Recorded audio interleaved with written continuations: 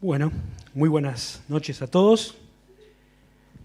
Estaba pensando que este año tampoco hay vuelta ciclista, pero bueno, de a poco vamos a ir arrancando igual, aunque no llegue el último de esos, con las actividades, siempre con algunas restricciones, pero en la gracia de Dios y en la voluntad de Dios, llevando el Evangelio como lo solemos hacer. Y bueno, ya hace prácticamente un año que estamos con toda esta historia y es interesante, ¿no? Todo lo que se ha podido hacer, las diferentes puertas que el Señor fue abriendo cuando algunas se cerraban para que su palabra pueda seguir corriendo y se pueda seguir compartiendo el mensaje del Evangelio y también la enseñanza de la palabra de Dios, como estamos haciendo en esta noche. Hoy les voy a invitar a empezar con el estudio de un nuevo libro de la Biblia, que es el libro de 1 Samuel. Es un libro histórico del Antiguo Testamento que cuenta un periodo clave de la historia de Israel, ¿no? Ustedes saben que en la Biblia hebrea, 1 y 2 Samuel son un solo libro, un solo texto, ¿no? Pero nosotros lo tenemos seccionado en dos partes, y este primer libro de Samuel cubre un periodo histórico de más o menos unos 130 años aproximadamente, pero también, sobre todo, nos cuenta un punto de inflexión en la historia de Israel, que pasa de ser un conjunto de tribus, más o menos independientes y desordenadas, que eran guiadas por jueces, ¿no? Por caudillos que Dios iba levantando según la necesidad, a convertirse en una nación regida por una monarquía, ¿no? Concentrada, ordenada y regida por un rey.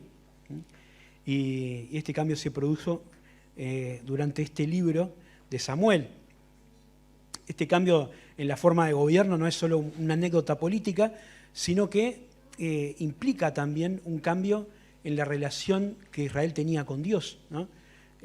Con los jueces, Dios gobernaba de manera directa, digamos, era lo que algunos escriben o llaman una teocracia, ¿no? Dios levantaba a algunos siervos que él elegía, ¿no?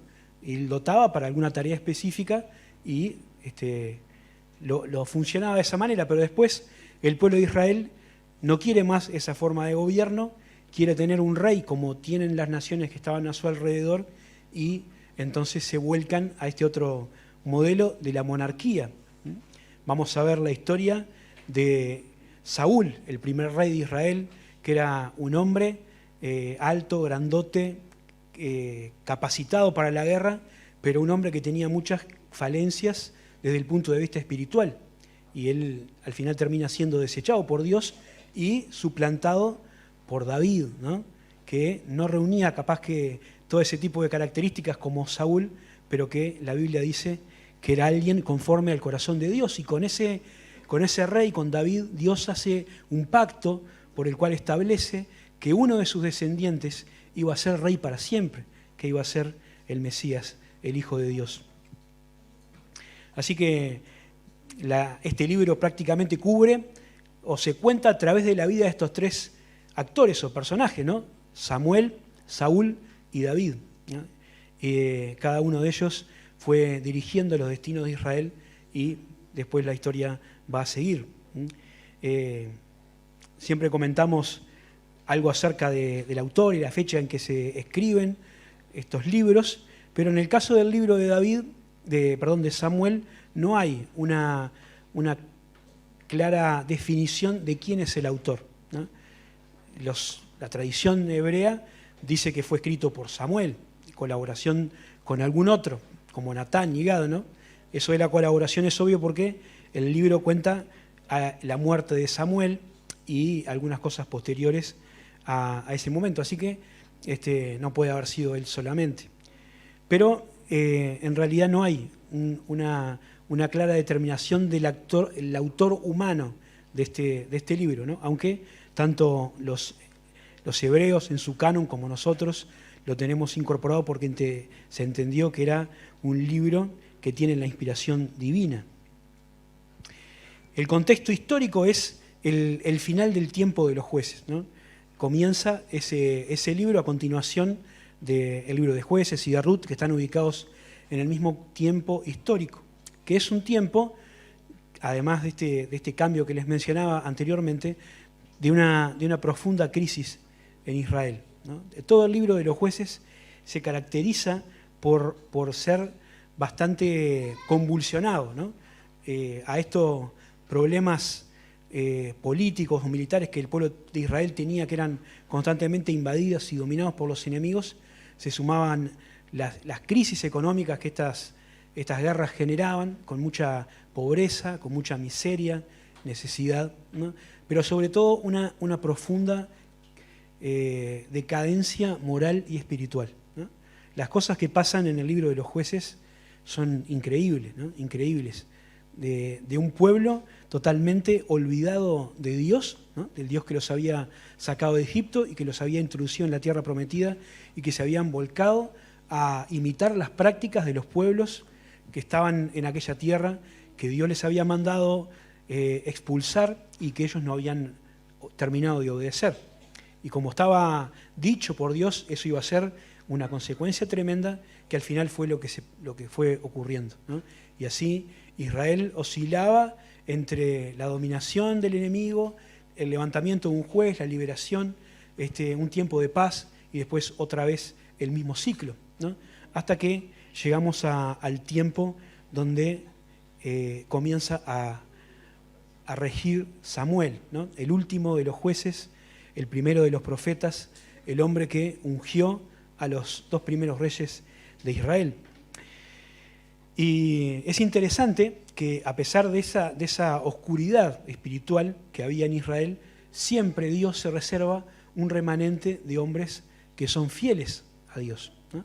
El otro día, hace un tiempo, mencionábamos algo de lo que pasaba con Elías en algunas charlas, ¿no? Y cómo Dios se va reservando un remanente, ¿no? Elías pensaba que era el único que quedaba y Dios le dice que no, que hay todavía 7.000, ¿no? Un número importante de personas que seguían fieles a Dios. Y la historia de Samuel comienza con una familia, con un hombre que seguía siendo fiel a Dios a pesar de vivir en un contexto totalmente complicado desde el punto de vista espiritual. Así que vamos a ir leyendo lo que nos dice el capítulo 1 del primer libro de Samuel. Y vamos a ir leyendo por secciones para no olvidarnos de lo que leemos, porque es un capítulo que tiene unos cuantos versículos. Entonces, dice así: hubo un varón de Remataim, de Sofim, del monte de Efraín, que se llamaba Elcana, hijo de Jeroam, hijo de Eliú, hijo de Toú, hijo de Suf, efrateo. Y él tenía dos mujeres. El nombre de una era Ana y el de la otra Penina. Y Penina tenía hijos, mas Ana no los tenía. Y todos los años aquel varón subía de su ciudad para adorar y para ofrecer sacrificios a Jehová de los ejércitos en Silo, donde estaban dos hijos de Elí, Ofni y Fines, sacerdotes de Jehová, ¿no? Así que el libro comienza presentándonos a esta familia, ¿no? Que ahora vamos a conocer más profundamente, Elcana. Voy a resistir la tentación de hacer el clásico chiste, ¿no? Y también presenta a otros personajes, su familia, Elí, Ofni y Fines, que son los encargados del templo o el tabernáculo en ese tiempo, del culto a Dios, ¿no? Que después también vamos a ver algunas cosas de qué fichas eran estos tres. Vivían en una ciudad que se llamaba Ramataim, que también se menciona en otros lugares de la Biblia como Ramá, que era una ciudad del norte de Israel, ¿no? Efraín está en la zona norte de Israel y ahí vivía esta familia. Ahí vivió Samuel, después también ahí fue sepultado, en ese lugar en Ramá. Y dice el texto en el versículo 1 que ellos todos los años viajaban a otra ciudad que está como unos 50 kilómetros, que se llama Silo, ¿no? Esa ciudad, o en ese lugar, estaba colocado el tabernáculo y era el centro de culto de la nación en ese tiempo, ¿no? todavía no estaba Jerusalén como la ciudad capital de Israel, así que el templo estaba en ese lugar, ahí vivía Elí con sus hijos y ahí se dirigían todos los años para ofrecer este culto a Dios, ¿no? Recuerden que en ese tiempo ya habían sido dadas las leyes de Moisés, ¿no? El pueblo debería regirse por esas leyes y las leyes decían, ¿no?, que había una serie de fiestas anuales en las cuales los israelitas debían peregrinar o ir hasta el templo para cumplir con sus votos, con sus sacrificios y adorar a Dios en ese lugar. Y este hombre, Elcana, aunque no estaban dadas las condiciones, hacía ese viaje todos los años y todos los años iba con su familia para ofrecer a Dios los sacrificios que correspondían. Y no solamente él, sino que se ocupaba y se preocupaba porque su familia también fuera y también participara de ese culto a Dios, ¿no? Dice el versículo que él subía con ellos para ofrecer sacrificios y vamos a ver más adelante que a cada uno de los miembros de la familia le daba su parte para que cada uno pudiera sacrificar a Dios y cumplir con ese culto. Y esto ya nos va mostrando una cosa que es importante, ¿no? Que la vida espiritual, que la vida de devoción a Dios no necesariamente necesita que todas las condiciones estén dadas, que el viento siempre esté a favor, que el entorno sea favorable, ¿no?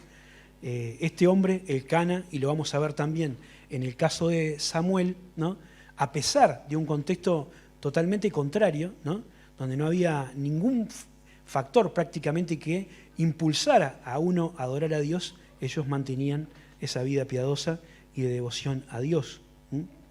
Ahora, a pesar de que era un hombre que buscaba agradar a Dios y era piadoso, tenía 2 esposas, ¿no?, como dice el versículo 2 también, ¿no? Una de ellas era Ana y la otra era Penina. Y este hecho, esto de tener más de una esposa, si bien era algo que no está aprobado por Dios, nunca lo estuvo, era algo bastante común, no solamente en el tiempo histórico, sino también entre los hombres de la Biblia, ¿no? Y uno puede pensar en los importantes referentes de la palabra de Dios, ¿no?, que tuvieron más de una esposa. A veces es más fácil pensar en alguien que tuvo una sola, ¿no? Pero Abraham, David, Jacob, todos tenían más de una esposa. Era algo que dictaba la costumbre, aunque, como digo, no era algo establecido por Dios. Y como pasa cuando uno hace cosas que no están establecidas por Dios y vive de una manera distinta a lo que Dios diseñó, eso tiene consecuencias negativas. Así que vamos a ver que en la familia de Elcana había una tensión interna que complicaba la situación, porque dice el texto que Ana no tenía hijos, pero Penina sí. Y en un tiempo donde la maternidad era muy importante, el hecho de no poder tener familia era una carga pesada para esta mujer Ana. Dice el versículo 4, cuando llegaba el día en que Elcana ofrecía sacrificio, daba a Penina su mujer y a todos sus hijos y a todas sus hijas, a cada uno su parte. Pero a Ana daba una parte escogida, porque amaba a Ana, aunque Jehová no le había concedido tener hijos. Y su rival, ¿no?, Penina, la irritaba, enojándola y entristeciéndola, porque Dios no le había concedido tener hijos. Y así hacía cada año, cuando subían a la casa de Jehová, la irritaba así, por lo cual Ana lloraba y no comía. Y Elcana, su marido, le dijo: Ana, ¿por qué lloras? ¿Por qué no comes? ¿Por qué está afligido tu corazón? ¿No te soy yo mejor que 10 hijos? Como decía, cuando uno se aparta de la voluntad de Dios, ¿no?, empiezan a surgir estos problemas que estaban dañando la vida emocional, espiritual y la familia de Elcana. El modelo de Dios, el diseño de Dios para la familia está bien claro, establecido en la Biblia, ¿no? Las Escrituras hablan de un matrimonio heterosexual y monogámico, ¿no?, de un hombre y una mujer que asumen un compromiso con la idea de permanecer, es decir, que sea para toda la vida, que dure para siempre hasta que la muerte los separe, como esa frase que estamos acostumbrados a escuchar en las bodas, ¿no? Un hombre que ame a su esposa, que la sustente y que la cuide, como dice Pablo en Efesios, al punto de estar dispuesto a sacrificarse por ella. Una mujer que respete y considere a su marido. Cada uno con sus cualidades, con sus roles, cada uno con sus aptitudes y capacidades que son diferentes, ¿no? Pero que delante de Dios tienen el mismo estatus de dignidad, de honor, y que son iguales en todo en cuanto a la obra de Dios y a la salvación. Un hombre y la mujer que, unidos por este vínculo, puedan formar un hogar donde eventualmente vendrán hijos, ¿no? Que los padres tendrán la responsabilidad de criar y cuidar, como dice la Escritura, en la disciplina y la amonestación del Señor, siendo ejemplos de fe y de conducta para la vida de ellos. Y también hijos, ¿no? Que entiendan que tienen que obedecer a sus padres, porque es el primer mandamiento con promesa, dice la Biblia, para que te vaya bien y seas de larga vida sobre la tierra. Y este diseño, creado por Dios, funciona, ¿no? Es el diseño que funciona. Familias bien constituidas, familias sólidas, son la base de una sociedad saludable y también de una iglesia que es fuerte. Pero, lamentablemente, vivimos en un mundo, en una sociedad que se ha dedicado desde hace mucho tiempo en atacar constantemente estos valores y estos modelos que la palabra de Dios determina. Y lo vemos en la vida cotidiana, ¿no? Lamentablemente las relaciones interpersonales en general y las matrimoniales en particular se han vuelto cada vez más frágiles y pasajeras, ¿no? Y parece que las personas, a pesar de haber asumido un compromiso de esa naturaleza, delante de la ley y todo, están más dispuestas a separarse que a perdonarse, ¿no? Alimentar o pensar en sí mismos, en el egoísmo, que a pensar en el otro y cultivar la generosidad. Y cuando esta filosofía o esta forma de pensar orgullosa y arrogante se infiltra en el matrimonio, genera desastre, ¿no? Porque es una forma de pensar totalmente contraria a lo que Dios pensó, ¿no? Cuando uno mira lo que significa el amor o lo que el amor hace en la palabra de Dios, se da cuenta de que es todo lo contrario a este punto, ¿no? Sin embargo, a veces los problemas materiales, las diferentes ambiciones o aspiraciones, los egoísmos o los orgullos terminan generando que una familia se termine desmoronando. Y también el ataque del sistema hace que estos modelos y estos diseños se vayan desdibujando, ¿no? No me voy a poner a hablar sobre esto porque no tengo la capacidad para hacerlo, pero si uno está atento puede darse cuenta de cómo la hegemonía cultural del sistema hace que se vayan desdibujando no solo este modelo en cuanto al diseño de la familia, ¿no? Al papá y la mamá y a los hijos, sino al propio rol y a las cualidades del hombre y a la mujer, ¿no? Se trata de que el hombre se feminice, ¿no? Que la mujer se masculinice, ¿no? Y que se haga toda una tremenda ensalada que termina perjudicando al funcionamiento y a la solidez de la familia. Y qué importante, pensaba, que nosotros como hijos de Dios seamos ejemplos de este modelo que Dios pensó para la familia, ¿no? Que tratemos de vivir exhibiendo el modelo de Dios que funciona, ¿no? Cuidando de nuestra esposa, cuidando de nuestros hijos, ¿no? Y cada uno cumpliendo el rol que Dios le estableció para que podamos ser luz a gente que está buscando de Dios y que está a veces herida y lastimada por haber fracasado, probando modelos que no caminan, ¿no? Que se apartan de la voluntad de Dios, y también que seamos el fundamento de una iglesia que es sólida y que crece. Pero volviendo al texto, vemos que entre las dos esposas de Elcana había una tensión que estaba originada por este problema de Ana. Ana no podía tener familia y Penina sí tenía hijos y parece que tenía muchos porque dice tenía hijos e hijas. Ahora, qué interesante que el texto dice que era Dios que no le había concedido hijos, ¿no? Ana no tenía hijos porque Dios no se los había concedido. Y esto cuesta digerir porque nos hace pensar en que algunas veces nosotros tenemos que enfrentar situaciones en nuestra vida cotidiana, en nuestra vida personal, que no logramos entender, ¿no? Cosas en las cuales no podemos avanzar por el camino que nos gustaría o no podemos lograr cosas que quisiéramos hacer. Y resulta que esto no es una oposición del enemigo, ni una desgracia, ni la mala suerte, sino que es Dios que lo estableció de esa manera en su soberana voluntad. Y qué bueno es poder aprender que estas cosas a veces Dios las hace así y que también tiene su propósito, ¿no? Y en el caso de Ana vamos a ver en qué terminó. Pero a pesar de que Ana sabía eso, no podía considerar o no podía evitar sentirse sumamente triste y angustiada por esa situación, ¿no? Ana vivía en una sociedad y en un tiempo donde no tener hijos era tremendo, ¿no? Era un motivo de deshonra para la persona, ¿no? Y también para el esposo, ¿no? A tal punto que algunos sugieren, ¿no?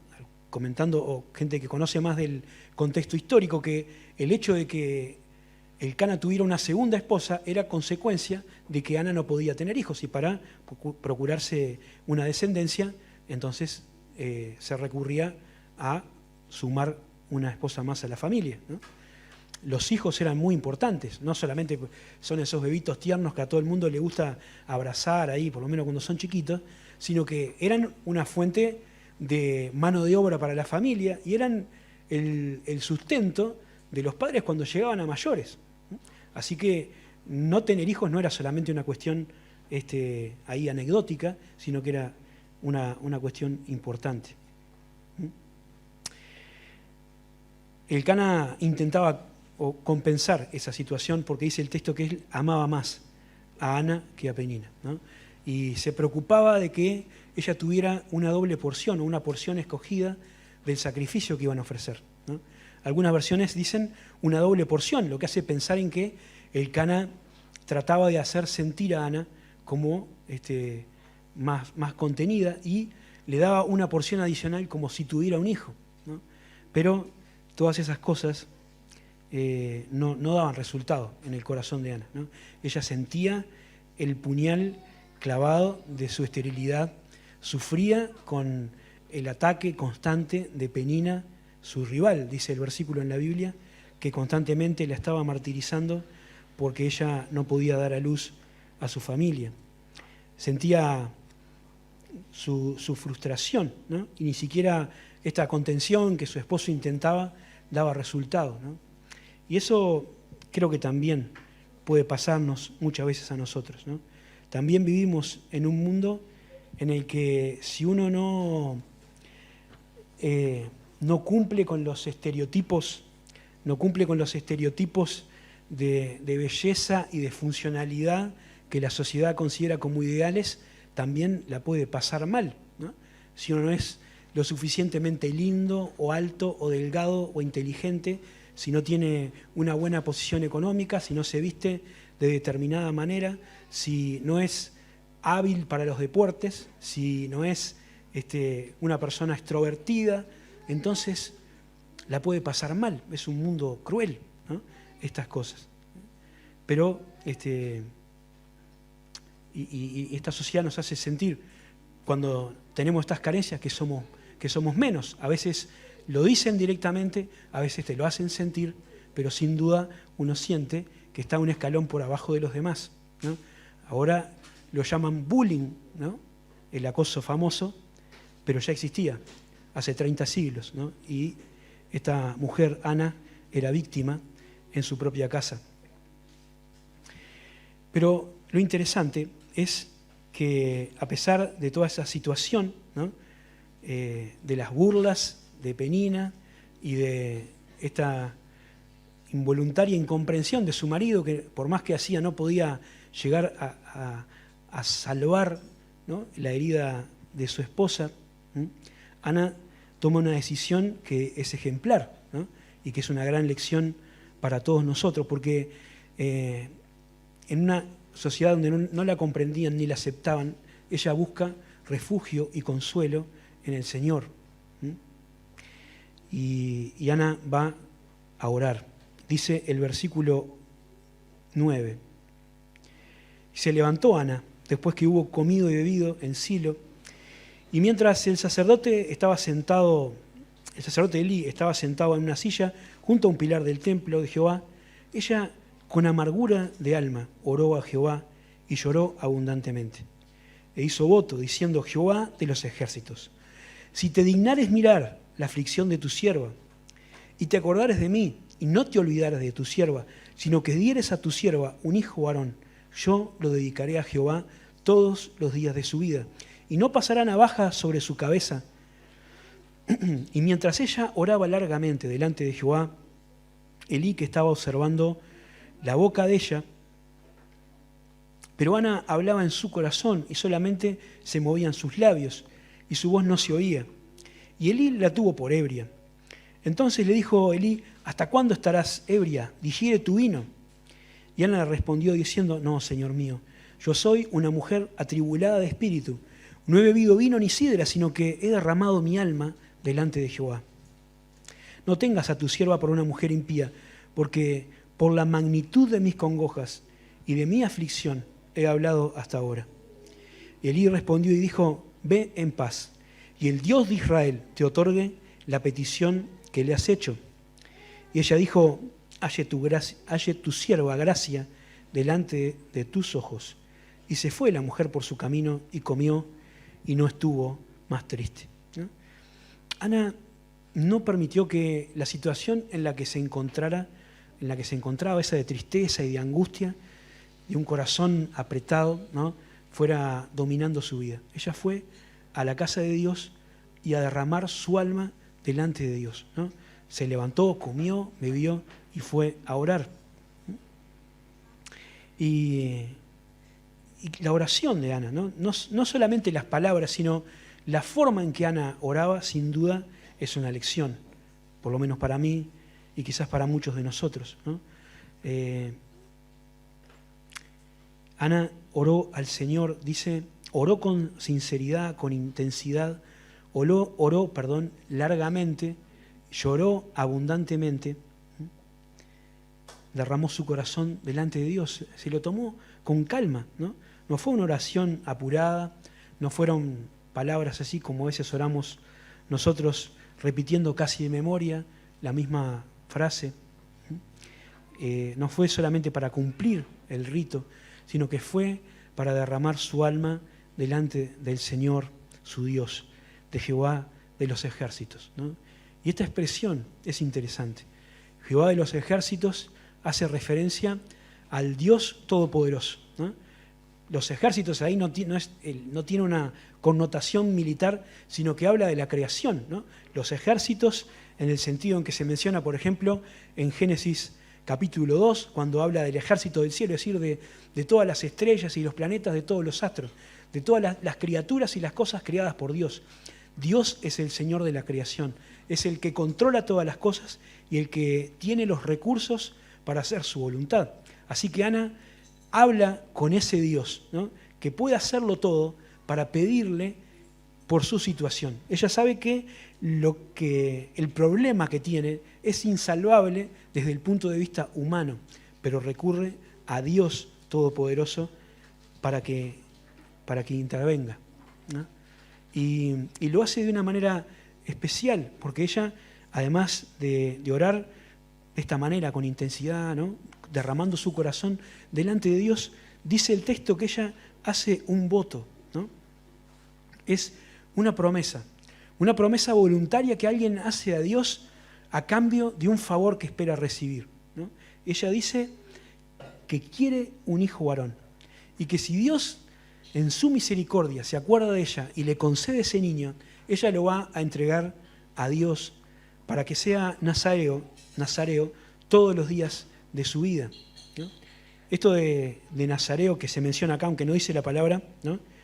Menciona que no pasará navaja por su cabeza, hace relación a un voto especial que hacían algunas personas, ¿no? Que implicaba una consagración total para Dios, ¿no? Una persona que hacía el voto de nazareo o de nazareato, ¿no? Era alguien que se comprometía a no consumir ningún derivado de la vid. No podía tomar vino, ni vinagre de vino, no podía tomar sidra, ni vinagre de sidra, esto está en número 6, no podía ni siquiera comer uvas, no podía acercarse a personas muertas, aunque sean sus familiares más directos, y la otra característica, que es la que menciona acá, es que no podía cortarse el pelo, no podía pasar navaja sobre su cabeza, ¿no? Este es el voto que había hecho Sansón, ¿se acuerdan? Que seguramente sea contemporáneo o muy cerca en el tiempo de este momento. Sansón también tenía ese voto de nazareato, aunque él no se lo tomó para nada en serio. Y también Juan el Bautista era nazareo. A veces nosotros nos imaginamos que es el único peludo en la Biblia, era Sansón, pero estos también, ¿no? Seguramente Samuel también tenía tremenda melena ahí, porque él vivió este voto todos los días de su vida. Ahora Ana ora con un corazón generoso, ¿no? Ella no quiere un hijo para tenerlo ahí como un trofeo, para que sea una posesión personal que tener y que exhibir, sino que quiere a alguien que sea un siervo de Dios, ¿no?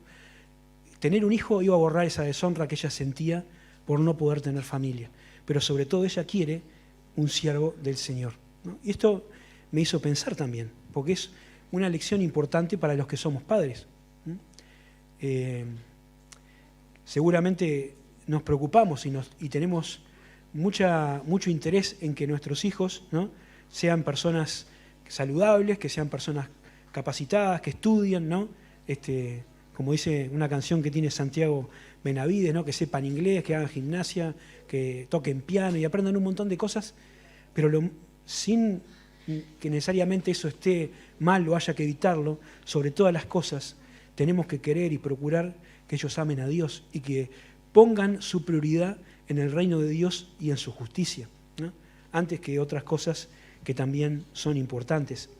Ahora Ana oraba de esa manera y el texto introduce como una anécdota que es entre curiosa y tragicómica, porque también revela de alguna manera el estado espiritual de Israel, ¿no? Elí, que era el hombre, el sacerdote de Dios, está mirando a Ana orar.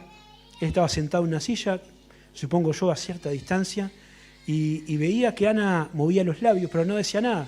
Yo no sé si no estaba acostumbrado a ver gente orar por tanto tiempo de esta manera, pero la cuestión es que en determinado momento Elí se terminó indignando por esa mujer. Dijo, esta debe estar borracha, ¿no?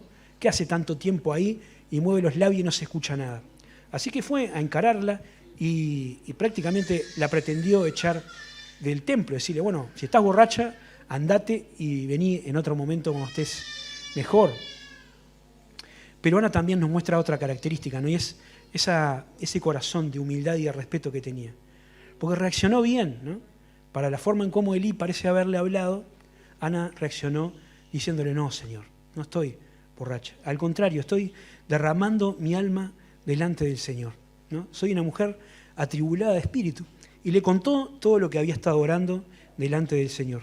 Y este hombre, Elí, que tiene su faceta mala, pero también algunos destellos de bondad, le dice que el Dios de Israel te conceda la petición que le has hecho. Así que Ana dice, bueno, halle tu sierva gracia delante de tus ojos, y se va. Y dice el versículo, un tremendo versículo, dice, se fue y no estuvo más triste, ¿no? Qué interesante esta frase final de este versículo, ¿no? Creo que es el resumen de una oración eficaz, ¿no? De una persona que viene delante de Dios para dejar su carga, como dice la Biblia, y no se preocupa más, ¿no? La consecuencia lógica de echar toda nuestra ansiedad sobre Dios es seguir nuestro camino como lo siguió Ana, ¿no? No estuvo más triste. Había dejado delante del Señor su petición y ahora ya no la llevaba más ella. Dice el Salmo 55, 22, echa sobre Jehová tu carga y Él te sustentará. No dejará para siempre caído al justo, ¿no? Y Pedro dice algo similar. 1 Pedro 5, 6 y 7. Humillaos pues bajo la poderosa mano de Dios para que Él os exalte cuando fuere tiempo, echando toda vuestra ansiedad sobre Él, porque Él tiene cuidado de vosotros, ¿no? Y este es un pensamiento interesante para terminar, ¿no? Pensando en este llamado de Dios a que vayamos a Él, a dejar nuestras cargas, ¿no? La angustia de nuestro corazón, las cosas que no entendemos, las dudas, la incertidumbre, y dejarlas sobre sus hombros para poder continuar nuestro camino con gozo y con paz, dejando la amargura y la tristeza ahí delante del Señor. Porque como dice una canción, el que cuida de las aves, cuidará también de mí. El propio Señor nos llama a hacer eso, ¿no? Él dice, venid a mí todos los que están trabajados y cargados, que yo os haré descansar. El Señor quiere llevar nuestras cargas. Estos días, creo que ayer o hoy, no sé, Alejandro Las puso una canción ahí cantada no, porque no solo melódica, pero los que conocemos la música y sabemos la canción de la que se trata, creo que tiene mucho que ver con eso. Es una canción que dice, no hay problema muy grande que Dios no resuelva, no hay montaña tan alta que Dios no la mueva, no hay tormenta muy negra que Dios no la calme, no hay dolor ni angustia que Él no la sane. Si Él llevó las cargas del mundo sobre sus hombros, Cristo, tus cargas, mi hermano, las llevará. Si Él llevó las cargas del mundo sobre sus hombros, las cargas que a ti te agobian, las llevará. Y es una preciosa promesa del Señor, que Él cumple siempre que vamos a Él y dejamos nuestras cargas sobre sus hombros. Que Dios bendiga su palabra en esta noche. Amén.